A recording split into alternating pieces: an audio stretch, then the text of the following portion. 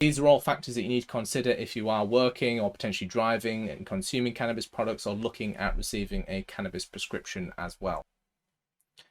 So when it comes to cannabis and drug driving, there are a number of penalties that you should be aware of if you are even considering consuming cannabis products and looking to still conduct yourself safe. If you are found to have cannabis in your system, there is currently a zero tolerance on THC in the blood. So any cannabinoids, any THC found in your blood will mean that you are penalized for drug driving. Now, the penalties for this are a minimum 1-year driving ban, potentially unlimited fine, and up to 6 months in prison if you are driving dangerously and potentially damaging someone's health. If you cause harm to another individual or, God forbid, kill them whilst under the influence of drugs or drug driving, you're looking at potentially life in prison as well. And so this is something to be taken incredibly seriously and to be heavily considered before you do start consuming CBD products, consuming cannabis medicines,